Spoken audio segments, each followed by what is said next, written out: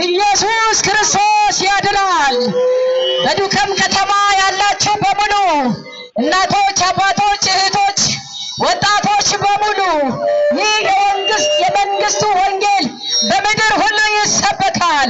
መጽሐፍ ቅዱስ እንደዚህ ይላል ኢሳይያስ 9:6 ላይ ሕፃን ተወልዶልናልና ወንድ ልጅም ተሰጥቶናልና አለቅነትም በጫንቃው ላይ ይሆናል፣ ስሙም ድንቅ መካር፣ ኃያል አምላክ ይሆናል። ኧረ ኢየሱስ ጌታ ነው። ኢየሱስ ክርስቶስ አምላክ አይደለም ለምትሉ ስሙ። ኢየሱስ ክርስቶስ ኃያል አምላክ፣ የዘላለም አባት፣ የዘላለም አለቃ ተብሎ ይጠራል። አምላክ በእልልታ እግዚአብሔር በመለከት ድምፅ አረገ።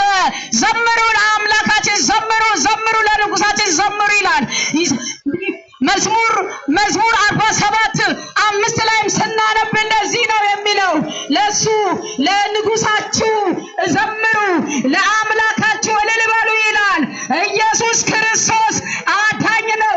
ኢየሱስ ክርስቶስ እግዚአብሔር ወደ ምድር ላይ ሲልከው ሁሉን የሚጠቀልል ዓለማት ራሱ የምትጠቀለለው በልጁ በክርስቶስ ኢየሱስ እንደሆነ ይናገራል። ትውልድ ሆይ ስሙ፣ ትውልድ ሆይ ስሚ። እንደዚህ ይላል መጽሐፍ ቅዱስ ሲናገር።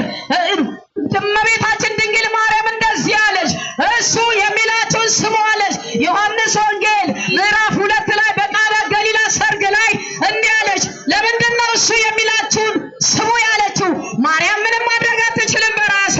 የሌለውን ወደ ማኖር ማምጣት አትችልም። ማድረግ የምትችለው መጠቆም የምትችለው ወደ ልጇ ወደ ኢየሱስ ክርስቶስ ብቻ ነው። ለምን? እሷ የተነገረላት በመልአኩ ገብርኤል በኩል የተነገረው በሉቃስ 1 ላይ የተጻፈው ቃል አለ። ስለ